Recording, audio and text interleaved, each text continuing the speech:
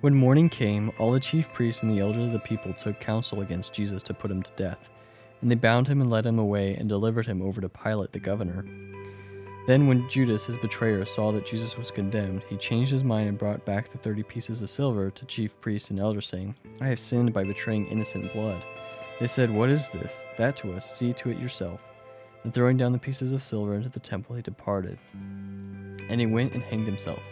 But the chief priests, taking the pieces of silver, said, "It is not lawful to put them into the treasury, since it is blood money." So they took counsel and brought with them the potter's field as a burial place for strangers. Therefore that field has been called the field of blood to this day.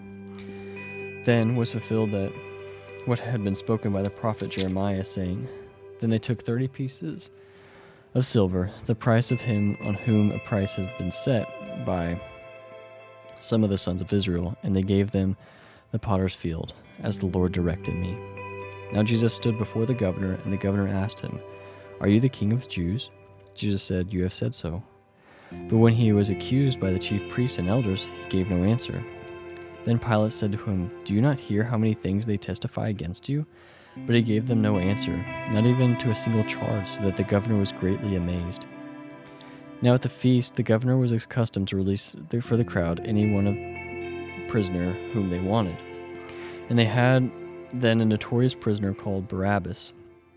So when they had gathered, Pilate said to them, "Whom do you want me to release for you, Barabbas, or Jesus who is called Christ?" For he knew that it was out of envy that they had delivered them up.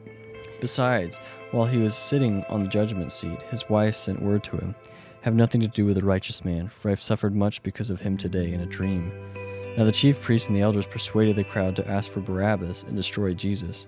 The governor said to them, "Which of the two of you do you want me to release for you?" And they said, "Barabbas."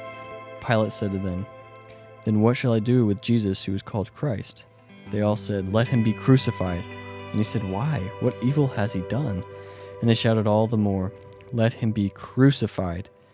So when Pilate saw that he was gaining nothing, but rather that a riot was beginning, he took water and washed his hands before the crowd, saying, "I am innocent of this man's blood. See to it yourselves." And all the people answered, "His blood be on us and our children." Then he released for them Barabbas, and having scourged Jesus, delivered him to be crucified. Then the soldiers of the governor took Jesus into the governor's headquarters, and they gathered the whole battalion before him. And they stripped him and put a scarlet robe on him, and twisting together a crown of thorns, they put it on his head and put a reed in his right hand. And kneeling before him, they mocked him, "Hail, King of the Jews!" And they spit on him and took the reed and struck him on the head. When they had mocked him, they stripped him of the robe and put his own clothes on him and led him away to crucify him. As they went out, they found a man of Cyrene, Simon by name. They compelled this man to carry his cross. And when they came to a place called Golgotha, which means place of a skull, they offered him wine to drink, mixed with gall, but when he tasted it, he would not drink it. And when they had crucified him, they divided his garments among them by casting lots. Then they sat down and kept watch over him there. And over his head they put the charge against him, which read, "This is Jesus, the King of the Jews." Then 2 robbers were crucified with him, one on the right and one on the left. And those who passed by derided him, wagging their heads and saying, "You who would destroy the temple and rebuild it in 3 days, save yourself. If you are the Son of God, come down from that cross." So also the chief priests with the scribes and elders mocked him, saying, "He saved others, he cannot save himself. He is the King of Israel. Let him come down now from the cross, and we will believe him. He trusts in God. Let God deliver him now, if he desires him, for he said, 'I am the Son of God.'" And the robbers who were crucified with him also reviled him in the same way. Now, from the 6th hour there was darkness over all the land until the 9th hour.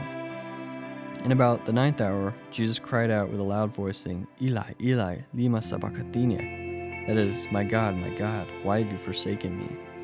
And some of the bystanders, hearing it, said, "This man is calling Elijah." And one of them at once ran and took a sponge, filled it with sour wine, and put it on a reed, and gave it to him to drink. But the other said, "Wait, let us see whether Elijah will come to save him." And Jesus cried out again with a loud voice, and yielded up his spirit.